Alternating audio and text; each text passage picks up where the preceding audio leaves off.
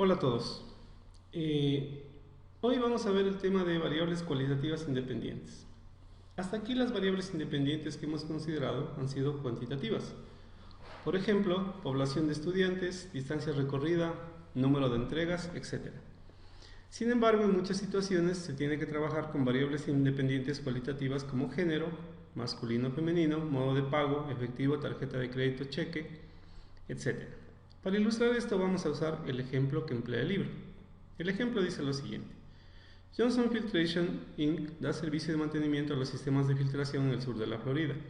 Los clientes llaman a Johnson Filtration solicitando un servicio de mantenimiento para sus sistemas de filtración de agua para estimar el tiempo que se requerirá para el servicio y el costo del mismo.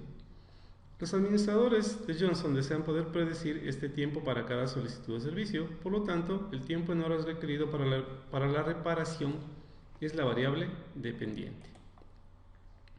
Entonces, aquí tenemos el conjunto de datos, aquí tengo el cliente, 1, 2, 3 hasta el 10, los meses transcurridos desde el último mantenimiento, 2, 6, 8, etc. El tipo de reparación, ¿sí? El tipo de reparación que es eléctrico o mecánico y el tiempo de reparación en horas. Se cree que el tiempo requerido para una reparación está relacionado con dos factores, meses transcurridos desde el último servicio y tipo del problema, mecánico o eléctrico. Entonces se halle el tiempo en horas necesario para la reparación y x1 los meses transcurridos desde el último mantenimiento. Nosotros podemos encontrar la ecuación de regresión estimada usando x1, ¿sí? Y esa ecuación simplemente es 215 más 0.304x1.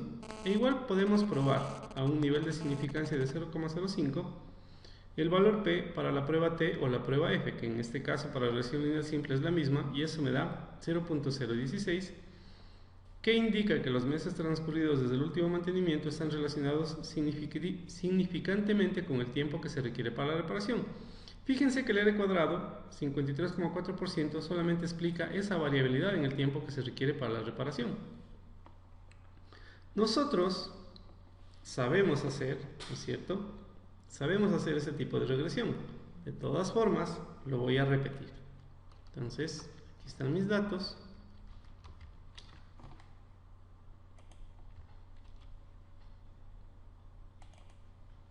Yo le voy a llamar, a esto le voy a llamar x1, ¿sí? Y la reparación, que es el tiempo en horas, va a ser mi y. ¿Ok? Listo, entonces me voy a data análisis, voy a regresión y elijo. Una cosa que deben tener cuidado es incluir o no las etiquetas. Yo siempre las incluyo. Entonces, cuando incluyo las etiquetas, tomo la variable incluida su etiqueta.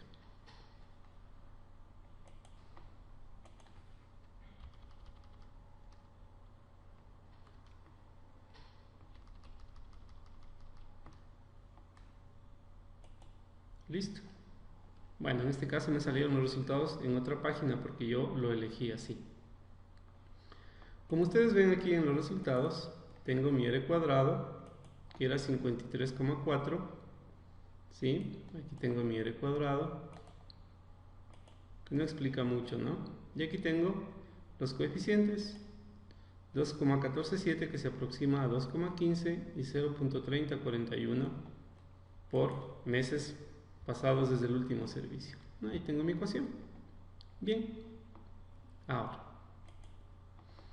a mí me interesa usar la información de tipo de reparación, porque el tipo de reparación es eléctrico o mecánico, entonces esta información sí me gustaría incluirla dentro de mi modelo. Y para eso hago lo siguiente. Defino la siguiente variable, que se va a llamar x2, que va a ser 0 si el tipo de reparación es mecánica, 1 si el tipo de reparación es eléctrica.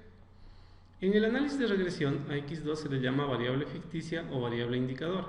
Empleando esta variable ficticia, mi modelo queda ya como y igual a beta 0 más beta 1x1 más beta 2x2 más epsilon. Y si encuentro la ecuación de regresión múltiple estimada, Usando x1 y x2, la ecuación me queda y techo 0,93 más 0,388x1 más 1,26x2.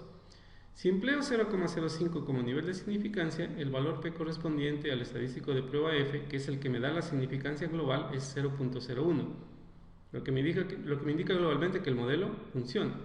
Además, mi R cuadrado es de 85,9% y mi R cuadrado ajustado, que es el que uso cuando tengo más de una variable, es de 81,9%, lo que indica que la ecuación explica adecuadamente la variabilidad en el tiempo necesitado para la reparación.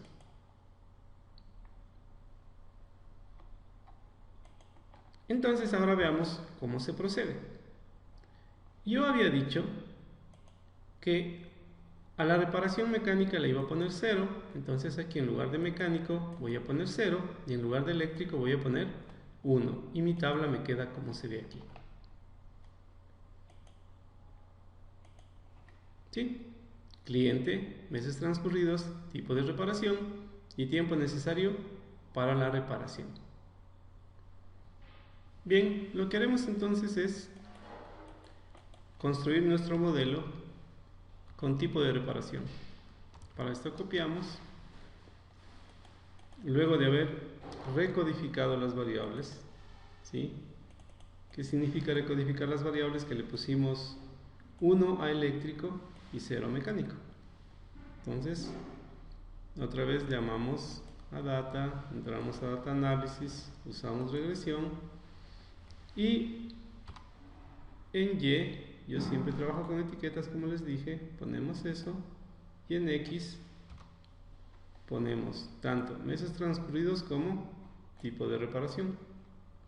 Yo voy a pedir ahora que el rango, mis resultados me salgan aquí. ¿Ok?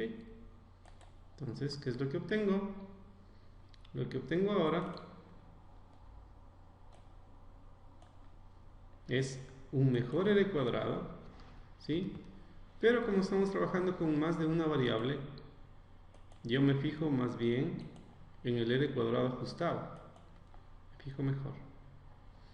Los coeficientes, yo tengo la intersección con el eje Y es 0,93, la una variable que es meses transcurridos es 0,38 y el tipo de reparación es 1.262, tal como se muestra en la ecuación. Aquí hago un análisis de la significancia global del modelo.